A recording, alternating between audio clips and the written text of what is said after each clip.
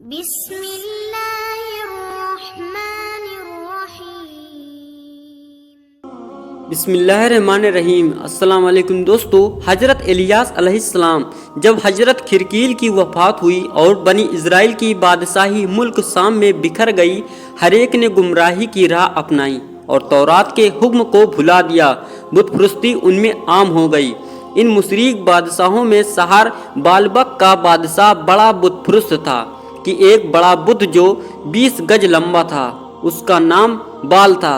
لوگ اس بت پوجا کرتے تھے اور 400 خادم اس کی خدمت میں لگے رہتے تھے۔ جب لوگوں کی گمراہی حد سے زیادہ بڑھ گئی تو اللہ تعالیٰ نے حضرت الیاس کو پیغمبر بنا کر بھیجا۔ انہوں نے قوم کو نصیحت کرتے ہوئے کہا، اے لوگو، تمہیں کیا ہو گیا ہے کہ تم بال کو پوجتے اور خالق مانتے ہو اور سب سے اچھے پیدا کرنے والے خدا کو چھوڑ دیتے ہو۔ حضرت الیاس نے حضرت موسیٰ کی شریعت ان تک پہنچائی اور تاکید کی، مگر کوئی بھی ان پر ایمان نہ لایا۔ صرف ایک ہی آدمی ایمان لا سکا اور وہ بادشاہ کا وزیر تھا۔ جب بنی اسرائیل کو حضرت الیاس کی دعوت کی خبر ملی تو ان کے سینے میں حسد کی آگ بھڑکی اور انہوں نے ارادہ کر لیا کہ حضرت الیاس کو جان سے مار ڈالیں گے۔ حضرت الیاس پہاڑوں میں تشریف لے گئے اور پہاڑوں میں 8 سال تک چھپے رہے۔ بالبک کے بادشاہ نے بہت تلاش کرایا لیکن خدا نے ان کی حفاظت فرمائی۔ 7 برس کے بعد ایسا ہوا کہ بادشاہ کا بیٹا بہت بیمار ہوا۔ تمام حکیم اور ڈاکٹر اس کے علاج سے پریشان ہوئے۔ بادشاہ اور اس کے قبیلے نے بال کی پوجا بھی کی تاکہ بیٹا تندرست ہو جائے، لیکن اس کا کچھ بھی اثر نہ ہوا۔ اس پر بال کے پجاریوں نے بادشاہ سے کہا، بال تم سے ناراض ہے کیونکہ تم نے الیاس کی تلاش چھوڑ دی اور اس کو قتل نہ کیا۔ جب تک الیاس زندہ رہے گا تب تک بال بات نہ کرے گا۔ بادشاہ نے کہا، بیٹے کے روگ کی وجہ سے میرا دل اسی میں پھنسا ہوا ہے۔ مجھے ایک پل کے لیے بھی قرار اور آرام نہیں ہے۔ اگر بیٹا تندرست ہو گیا تو یکسوئی کے ساتھ الیاس کو طلب کر کے مروا ڈالوں گا۔ پجاریوں نے کہا، اچھا ہے، ملک شام سے اور بتوں سے رجوع کر کے اپنے بتوں سے اپنے بیٹے کی تندرستی مانگو۔ جب بال کا غصہ اترے گا تو ان کے سامنے اپنی ضرورتیں پیش کرنا۔ اس کے بعد بادشاہ نے ان پجاریوں کے اشارے سے 400 بے دینوں کو تیار کر کے ملک شام بھیجا کہ وہاں دیوتاؤں سے بیٹے کی تندرستی مانگے۔ جب یہ لوگ روانہ ہوئے تو راستے میں اسی پہاڑی میں ٹھہرے جہاں حضرت الیاس رہتے تھے۔ اس وقت حضرت الیاس خدا کے حکم سے پہاڑ سے اترے اور ان لوگوں سے کہا کہ اللہ تعالیٰ فرماتا ہے، میں ایک خدا ہوں، میرے سوا دوسرا خدا نہیں۔ ابراہیم، اسماعیل اور یعقوب اور ان کی اولاد کو میں نے پیدا کیا ہے۔ مارنے اور روزی دینے والا میں ہوں۔ یہ تیری بدبختی اور جہالت ہے کہ تو میرا شریک ٹھہراتا ہے اور بتوں سے اپنے بیٹے کی تندرستی چاہتا ہے۔ ان کے ہاتھ میں کسی طرح نفع نقصان نہیں ہے۔ قسم ہے مجھے اپنے جلال کی، میں تیرے بیٹے کو بہت جلد مار دوں گا اور تیرا غم بڑھاؤں گا۔ جب بادشاہ کے لوگوں نے یہ بات سنی تو ڈر کے مارے کانپنے لگے۔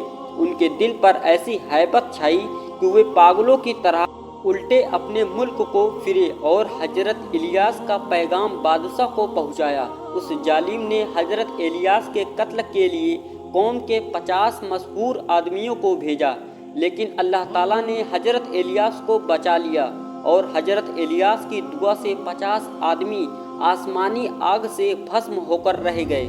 بادشاہ نے اسی طرح کئی بار ان کے قتل کو آدمی بھیجے اور ہر بار آسمانی آگ سے وہ جل کر رہ گئے۔ پھر بادشاہ نے بڑا گروہ تیار کر کے وزیر کو بھیجا کہ جس طرح بن پڑے الیاس کو پکڑ لاؤ اور اس کے لیے جو چال چلنی پڑے چلو۔ جب وہ لوگ حضرت الیاس کے پاس پہنچے تو حضرت الیاس کے پاس خدا کا حکم آیا، اے الیاس، تو بے جھجک ان کے پاس جا، تجھ کو کوئی نقصان نہ پہنچے گا۔ حضرت الیاس ان کے ساتھ بالبک پہنچے۔ اس دن بادشاہ کے بیٹے کا مرض بڑی تیزی پر تھا۔ کسی کو اس کی مجال نہ ہوئی کہ وہ حضرت الیاس کو چھوڑتا۔ حضرت الیاس حضرت الیسع کی ماں کے گھر اترے۔ جب لوگوں کی نافرمانی حد سے زیادہ بڑھی اور وہ برائی سے باز نہ آئے تو حضرت الیاس بہت رنجیدہ ہوئے۔ خدا نے کہا، اے الیاس، تنگ دل اور رنجیدہ کیوں ہوتے ہو؟ تو میرا چنا ہوا بندہ ہے اور میں بے نیاز خدا ہوں، مانگ میں دوں گا۔ حضرت الیاس نے کہا، تیری رحمت بہت بڑی ہے، میں اس قوم کا پھر منہ نہیں دیکھنا چاہتا۔ خدا نے فرمایا، اے الیاس، یہ کیا سوال ہے جو تو کرتا ہے؟ میں زمین کو تجھ سے خالی نہیں کروں گا۔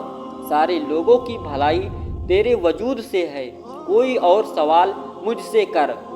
تب حضرت الیاس نے فرمایا، ایسا ہو کہ کئی برس تک اس قوم پر بارش نہ ہو۔ خدا تعالیٰ نے فرمایا، اگر لمبی مدت تک میں بارش روک لوں تو یہ دنیا ہلاک ہو جائے گی۔ اس میں شک نہیں کہ وہ لوگ اپنے اوپر ظلم کرتے ہیں، لیکن میری رحمت تو اس سے کئی زیادہ بڑھ کر ہے۔ میں نے 3 سال کے لیے ایسا کر دیا کہ جب تک تو نہ چاہے گا پانی کا ایک قطرہ بھی کسی کے کھیت اور باغ میں نہ برسے گا۔ اس کے بعد بارش کا سلسلہ بند ہو گیا، قحط آگ چاروں طرف پھیل گئی، قوم کی بدبختی کے دن آ گئے۔ حضرت الیاس چھپ کر غریبوں اور بیواؤں کے گھر میں وقت گزارنے لگے۔ آپ جس گھر میں رہتے وہاں خوشحالی اور ہریالی آ جاتی تھی۔ لوگ اس نشانی سے ان کو تلاش کرتے رہتے تھے اور آپ ایک گھر سے کسی دوسرے مکان بیمار میں چلے جاتے۔ ایک رات حضرت الیسع کے گھر آئے تو ان کی ماں بہت بیمار تھی۔ آپ کی دعا سے بیماری دور ہوئی۔ حضرت الیاس اب بوڑھے ہو چکے تھے۔ اپنے لوگوں سے کہا، تم ایک مدت سے ان بتوں کی پوجا میں لگے ہو، ان کو جنگل میں لے جاؤ اور پانی برسانے کی ان سے مانگ کرو۔ اگر یہ پانی برسا دیں تو یہ سچے ہیں، نہیں تو تم ایک خدا اور میری رسالت پر ایمان لے آؤ۔ میں خدا سے دعا مانگ کر پانی برسا دوں گا۔ لوگوں نے بتوں سے گڑ گڑا کر پانی مانگا، لیکن پانی کا ایک قطرہ بھی نہ برسا۔ حضرت الیاس نے دعا کی، بادل کا 1 فٹ ٹکڑا پیدا ہوا اور تھوڑی دیر میں وہ پھیل گیا۔ بارش شروع ہوئی، ملک ہرا بھرا اور آباد ہو گیا، لیکن اس کے بعد بھی لوگ گمراہی سے باز نہ آئے اور اپنے وعدے سے پھر گئے۔ اس وقت حضرت الیاس نے دعا کی کہ خدایا، مجھے اس قوم سے چھٹکارا دے۔ پھر آپ حضرت الیسع کے ساتھ پہاڑ پر چلے گئے۔ وہاں ایک گھوڑا ظاہر ہوا۔